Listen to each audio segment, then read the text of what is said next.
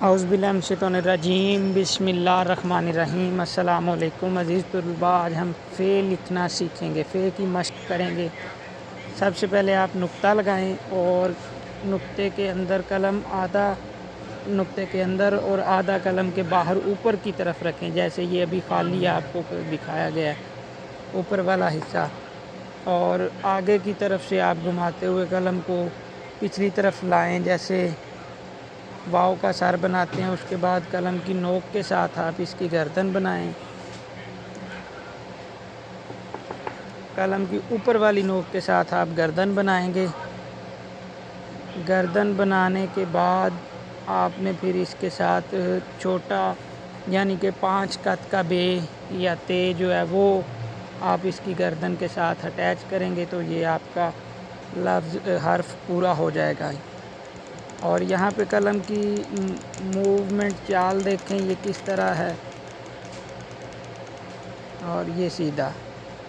آپ لکھتے وقت قلم کی چال پر توجہ رکھا کریں، جتنا آپ دھیان سے دیکھیں گے اتنی جلدی آپ سیکھیں گے اور اتنی اچھی طرح سے آپ لکھ پائیں گے۔ میں ہر ویڈیو میں آپ سے گزارش کرتا ہوں کہ ویڈیو کو بار بار دیکھیں تاکہ آپ سمجھ سکیں کہ آپ نے کرنا کیا ہے، لکھنا کیسے ہے، تو پھر آپ سے حروف ٹھیک بنیں گے۔ اب یہ میں ایک بار دوبارہ آپ کو لکھ کے دکھاتا ہوں، اس کے خط میئر کرنے کے بعد تو آپ نے قلم کی چال پہ توجہ رکھنی ہے اب، ٹھیک ہے۔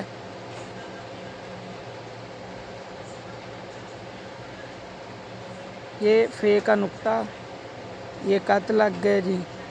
اور آپ بھی جب لکھتے ہیں تو قط لازمی ماپا کریں، اس سے پتہ چلتا ہے کہ آپ کے حروف پیمائش میں پورے ہیں یا نہیں، ٹھیک ہے جی۔ اور یہ پھر سے دیکھ لیں، نقطہ لگائیں اور نقطے کو قلم اوپر کی طرف سے گھما کے جب آپ اس جگہ پہ آئیں تو قلم کا نیچے والا حصہ پیپر سے اٹھا کر نوک کی مدد سے آپ بنائیں گے۔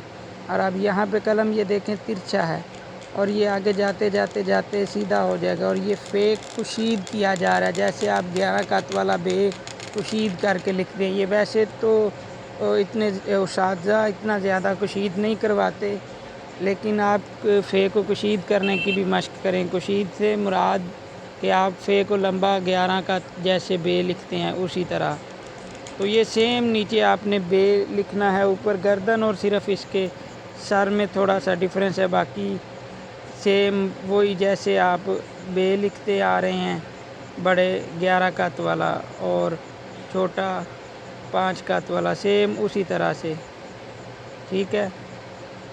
اور دوسرا یہ ہے کہ آپ جب توجہ سے دیکھیں گے سمجھیں گے کہ کرنا کیا ہے تو پھر ہی آپ لکھ سکیں گے۔